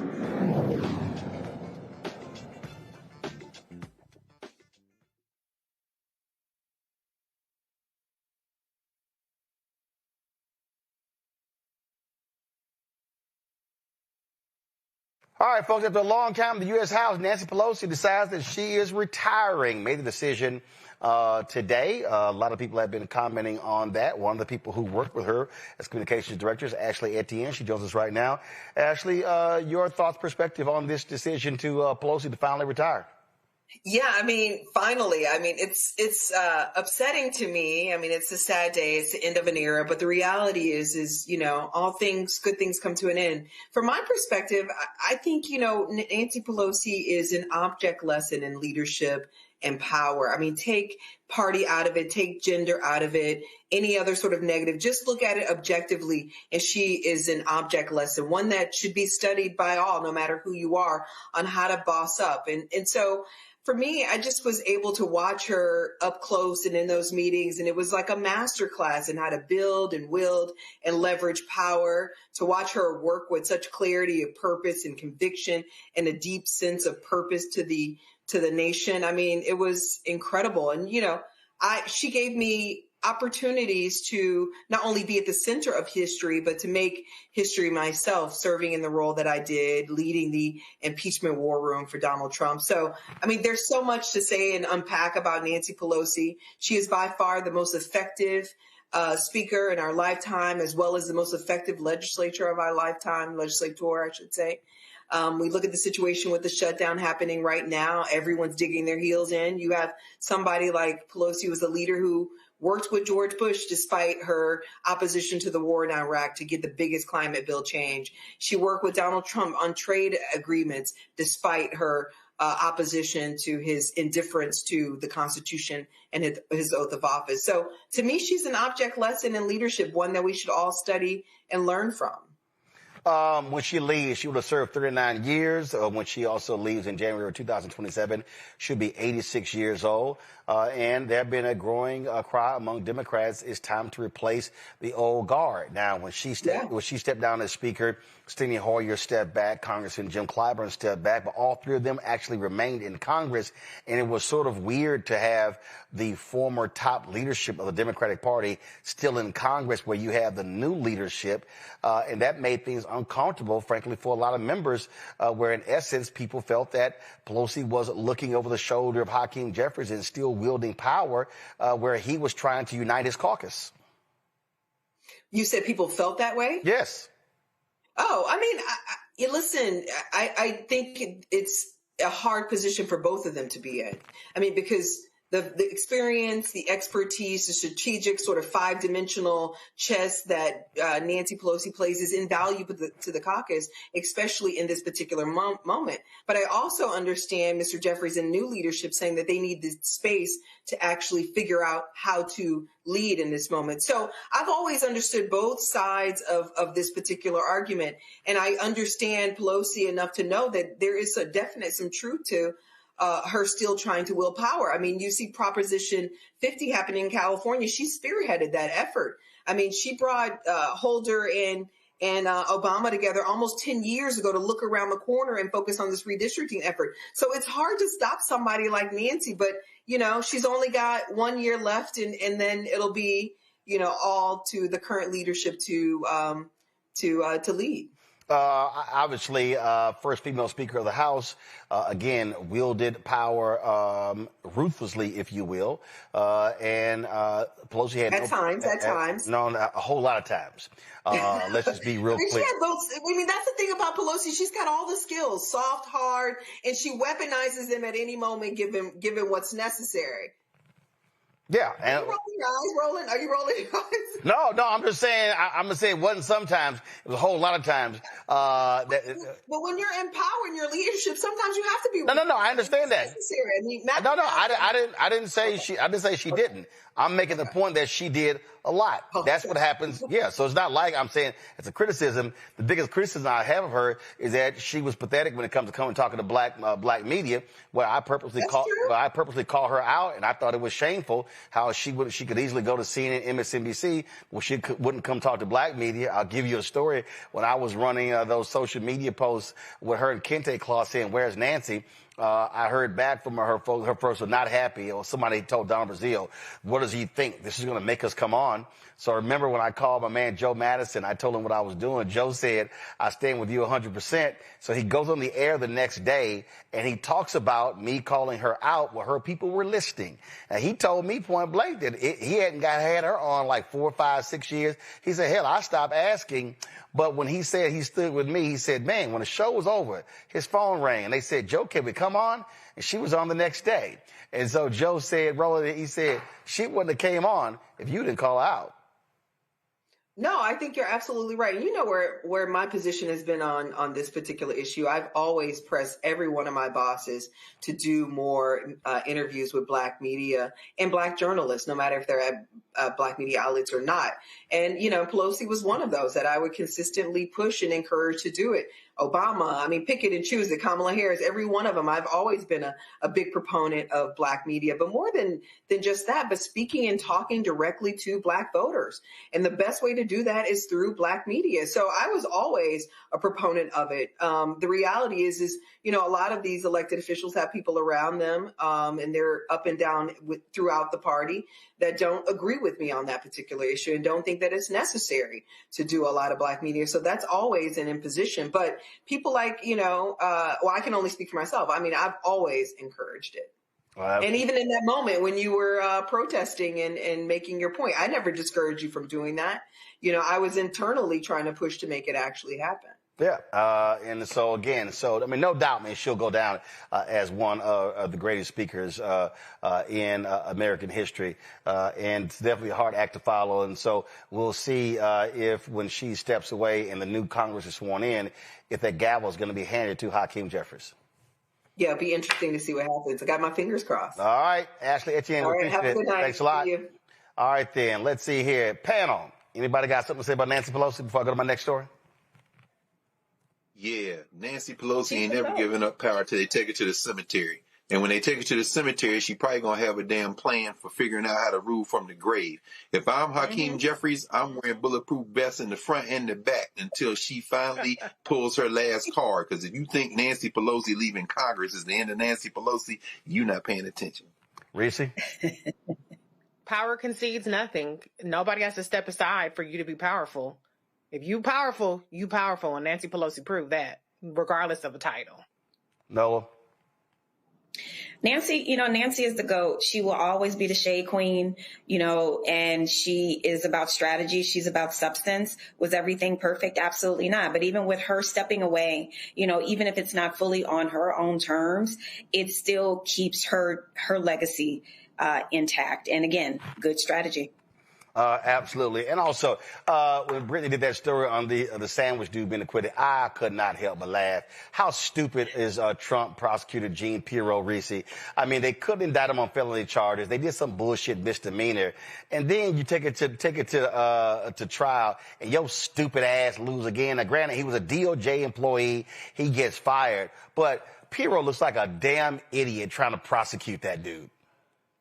Listen, long live the sandwich king of D.C. I am here for it. He got arrested running this slow-mo shit. He got off. It's not so often that I root for a white man beating the case, but this man, give him all the things. Somebody give him a Subway, he needs some Mike Subs or a Subway endorsement deal. Something. Give him all the things. I love it. Always walk around with some sandwiches. But black people don't try that shit. Don't try that shit. But I do love this headline that media had. Foot long and fancy free. D.C. jury finds protester. Antoine, come on, bro. Thank you. D.C. jury finds protester who lobbed sandwich at ICE agent not guilty. Foot long and fancy free. All right, y'all, let's deal with my last story. I try my best to ignore dumbass Megyn Kelly. The other day, she made a comment after Zoran Mandani's speech. The mask is off. Well, first of all, her hateful mask has been off for a very long time. We knew her ass was trifling at Fox News, and then when she went to NBC, we knew she was full of shit there. That's why she lost her job there. Now, she walked away with $69 million. I don't know what the hell Andy Lack was thinking her ass was going to appeal to anybody at NBC and gave her all that damn money. They don't never give black folks those $69 million, work for a year and a half. Work for a year and a half, and then you walk away with $69 million. So now she's doing her own thing. She run around, got her own network. She on Sirius. New York Post promotes any dumbass thing this fool says. And so she always is weighing in on black shit. And if there's anybody who should have a big ass sign that says shut the fuck up when it comes to black stuff, it should be Megyn Kelly. Okay? So before I even get into her comments, let me remind y'all, this is what the dumbass Megyn Kelly had to say about Santa Claus when she was on Fox News.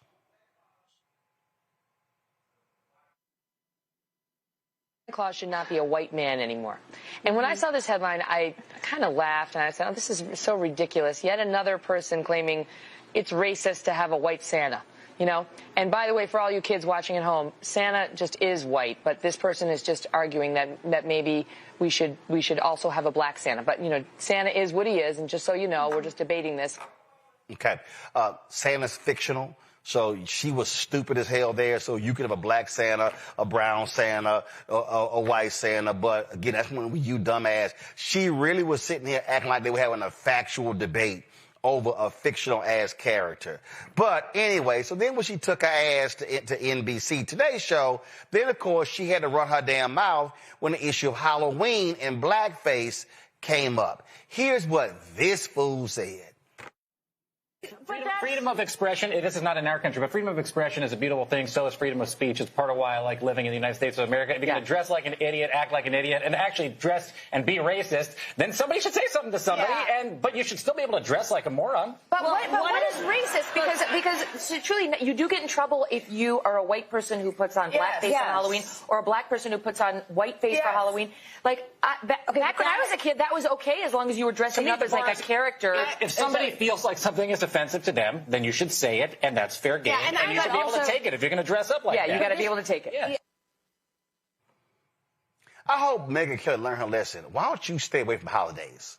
Because your track record ain't good talking about holidays. So now we got the latest stupid shit. Now, earlier this year, she had the nerve to call Jemele Hill ugly. I mean, when you're a flat ass, skinny ass, bony white woman, you really should not be talking about the looks of other people, okay? And that's just a fact. Okay, so here you have Michelle Obama sitting down with Robin Roberts. It was some special on ABC. And the former First Lady said this about her hair. Okay, we don't have the Michelle Obama comment? Okay, y'all, that's what's set up. Okay, so hold on. Let me, because that sets up the Megyn Kelly deal. So we should have had that. So, all right. So, and you know, first of all, I didn't see the special. I didn't even know anything about it. And it was just like, okay, fine. But then all of a sudden, I'm looking at some other comment, and they were talking about it. Well, actually, Michelle Obama was talking about the idea of straightening hair and things along those lines. And this actually was, I think this was the comment right here. So go to my iPad. As women of color, that the way our hair naturally grows out of our head, it's beautiful, but if we struggle to make it look like the standard, that means we are spending thousands of hours and lots of money straightening out what is naturally curly hair, right? And that takes time out of your life. It costs money. Interview that she did, that wasn't the one with Robin Roberts. So, white woman Megyn Kelly, who ain't got curly hair, who has no idea what any black woman has to deal with when it comes to her hair, her silly ass decided to weigh in. Once again, we haven't lived up to their high standards, and we're essentially being called racist. Here's Michelle Obama, who's promoting a new book on her special fashion, and sat down with People magazine and said the following in SOT 26. Hair as women of color, that the way our hair naturally grows out of our head, it's beautiful.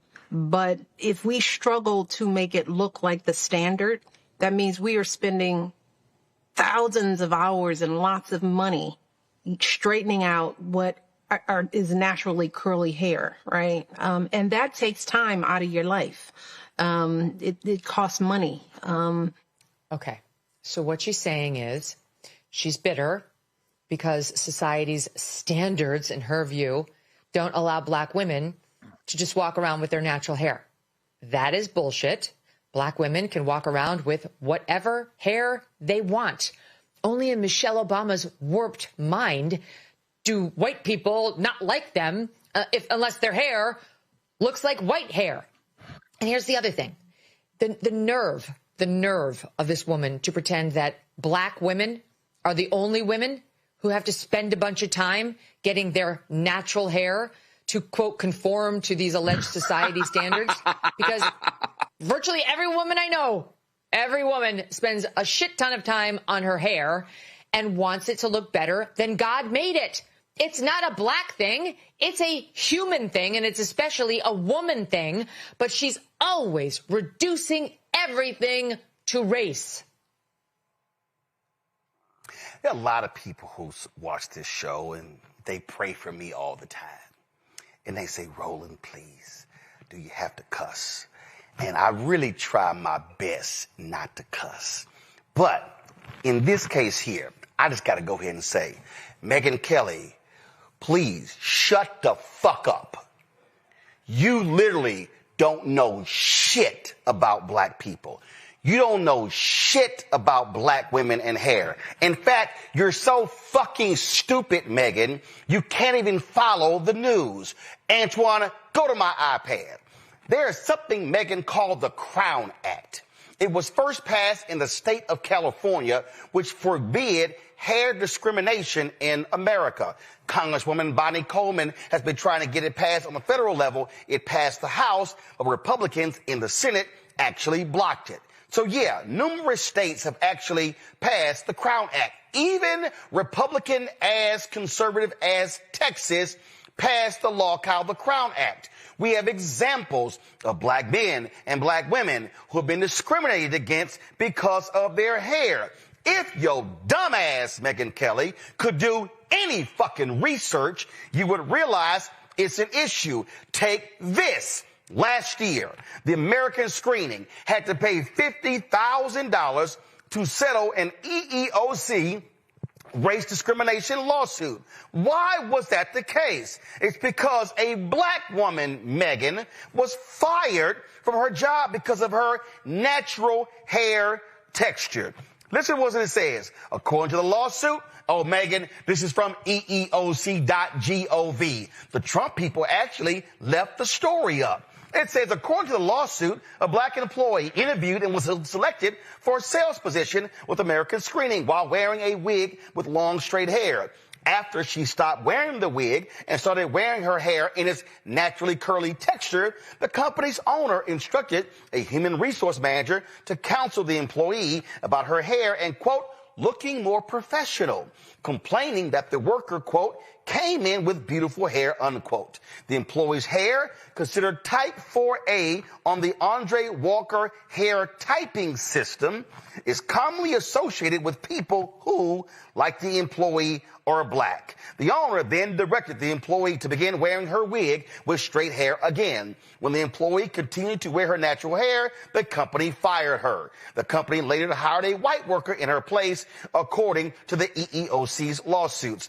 Okay, Megan, your dumbass is a lawyer. Here's the next graph, Megan. Such alleged conduct violates Title VII and Title VII of the Civil Rights Act of 1964, which prohibits firing employees or subjecting them to different terms and conditions of employment because of their race. The EEOC filed suit after first attempting to reach a pre-litigation settlement through its administrative conciliation process. The suit had been pending in the U.S. District Court for the Western District, Louisiana, and was resolved by a consent decree, which was entered by the court on April 4th, 2024. Now, Megan, if you and likely your lily white staff could learn to do some research, what you will discover that there are a litany of cases, a litany of suits, a litany of settlements involving hair discrimination.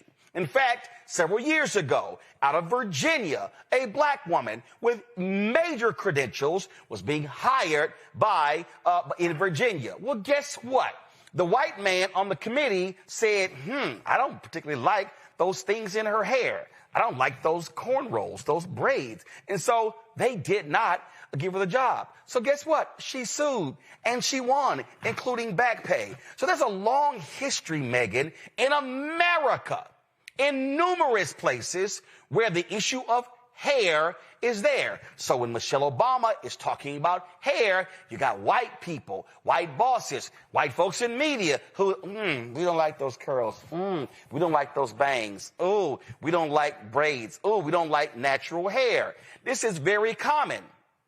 We've had folks in media who've had to deal with that. Women who've been anchors, women who've been meteorologists, who've actually sued because of this. We've dealt with this at the National Association of Black Journalists. And so, Megan, if your lily white ass would go talk to some black people at Sirius or some other places, you might know this. Go talk to some black folks in the makeup room. Go hear from some black actresses who talk about the difficulties being on set with people who know how to do black makeup and do black hair. See, when you are a white woman, Megyn Kelly, like yourself, you are oblivious to the realities of women of color in this country and all the stuff they have to deal with. You know why? Because you are a blonde-haired white woman who gets to do things her way. And so you don't understand what it means to be a black woman or a Latina or an Asian woman when in America, this country is established based upon white as the standard.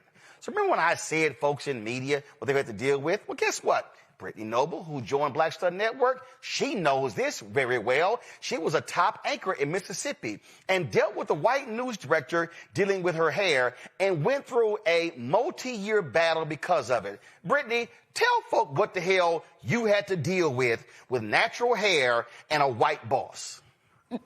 It wasn't just in Mississippi, Roland. It's everywhere that I've worked at in TV news locally.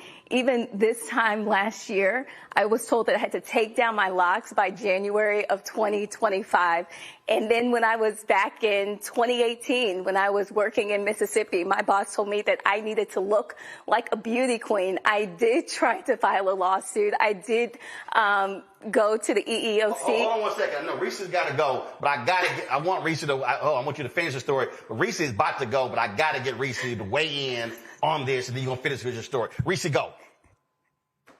Well, first of all, I'm not explaining racism to her because that's her currency. She traffics in racism. She knows good and motherfucking well that you cannot be a black woman. You cannot be the first lady of the United States with an afro like Angela Davis. So she's gaslighting. But bitch, if you know all your white girlfriends have to spend thousands of dollars on getting their hair done, then what the fuck is the problem with Michelle Obama saying that she got to spend money to get her hair done? Look, I got to spend money to get my hair done, chill. It costs money to look this good. Okay, right now, this might be Brazilian or some maybe Malaysian, but I might have a little flip over curly stole in. Whatever. Black women, we can do whatever the hell we want to do. And that's what you're really mad about. What you're really mad about is that you ain't got the sauce. You ain't got the seasoning of Michelle Obama. You can't sell a book about your thigh-high boots, about your Gucci nothing, about your hair, about your makeup, because you ain't popping like that. That's why you got to sit up on the fucking internet talking shit about the real badass forever First Lady, Michelle Obama. So stay mad, ho. All right, that's Reese's perspective. Reese, I appreciate it. You got to go. So go right ahead and finish, Brittany. I mean, it's just hard to hear Meghan say the things that she did because it's truly, truly hard to be a TV news anchor and wear your hair the way that you want to wear your hair. Now, you were anchoring in Mississippi when? How long ago? I left back in 2018. Okay, so this is 2025.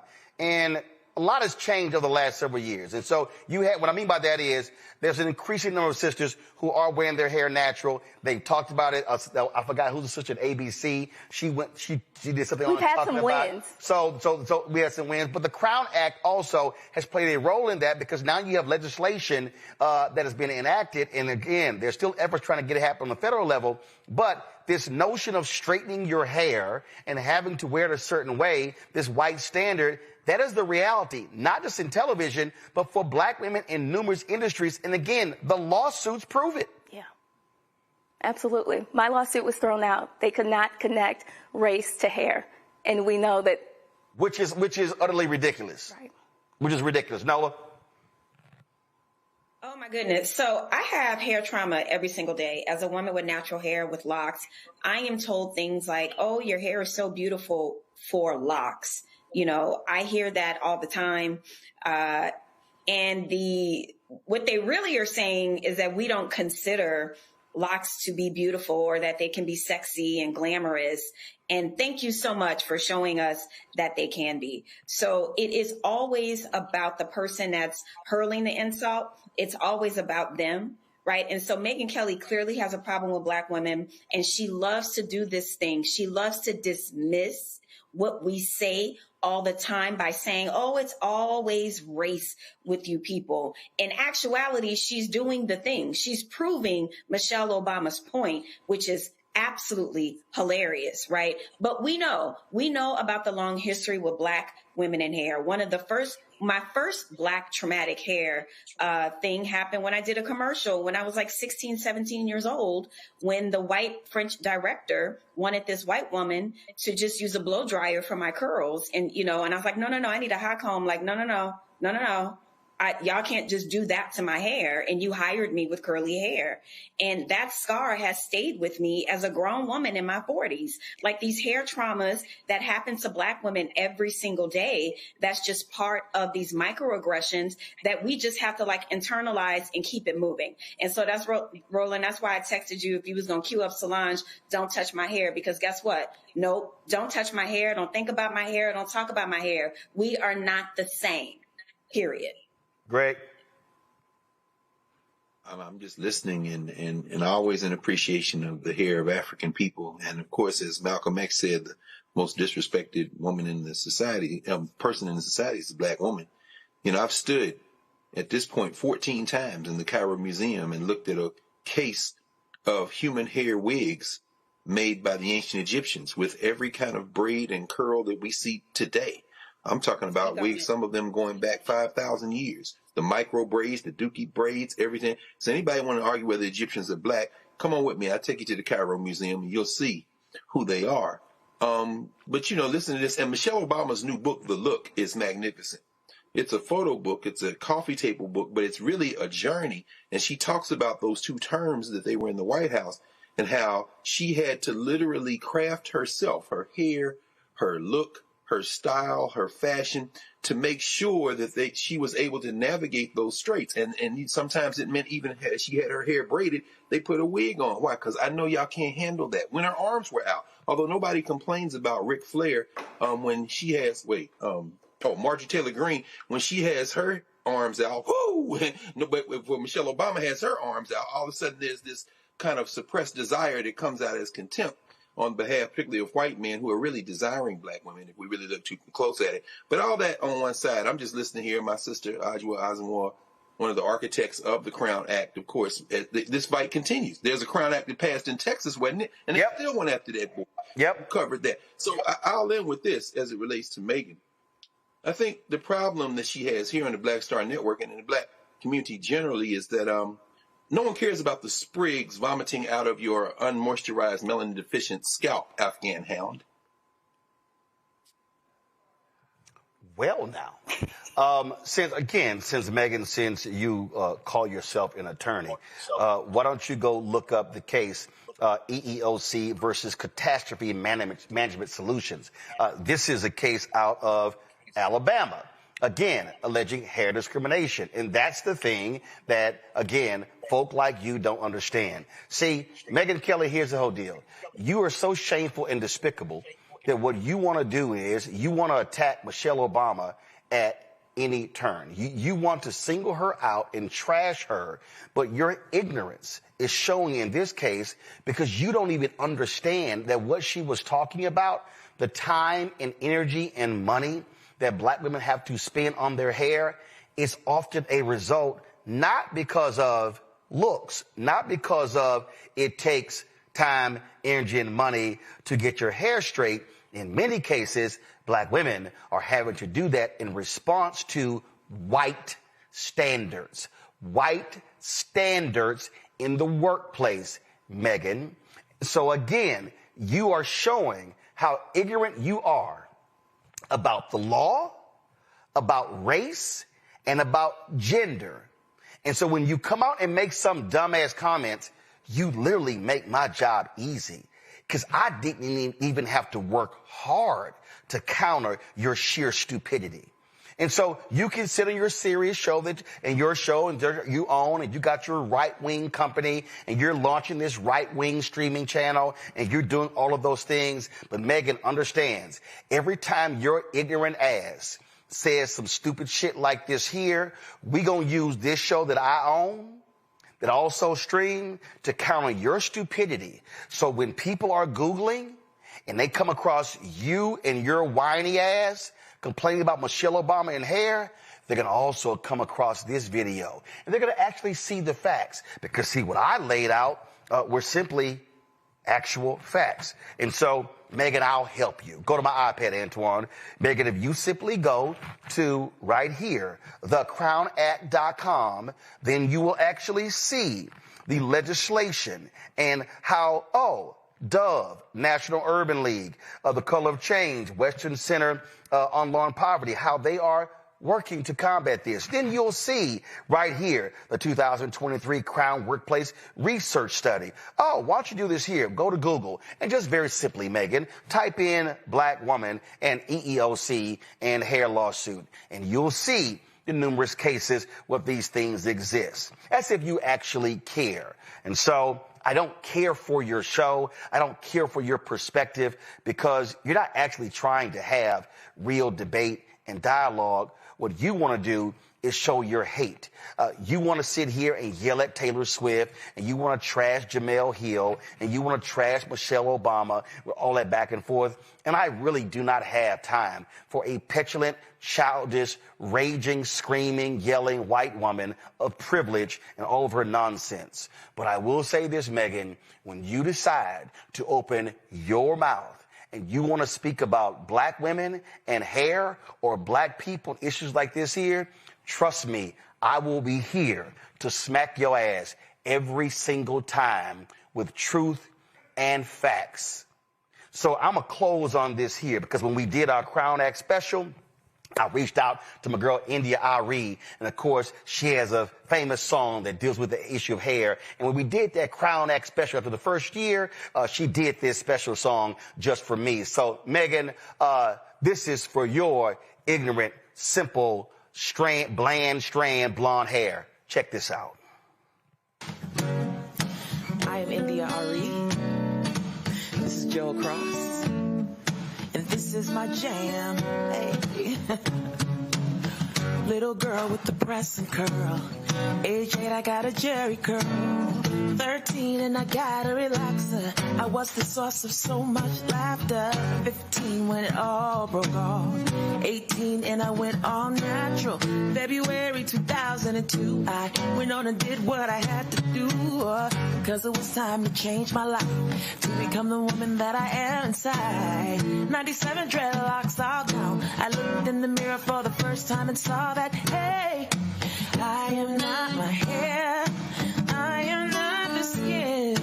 I am not your expectation. No, I am not my hair. I am not the skin. I am the soul that lives within. Da da da da da da da da da da da da da.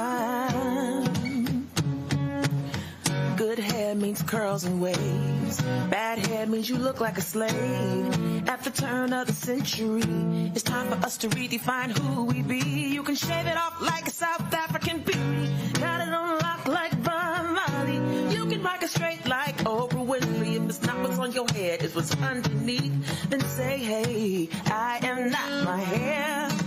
I am not the skin. I am not your expectations. No, I am not my hair. I am not the skin. I am the soul that lives within.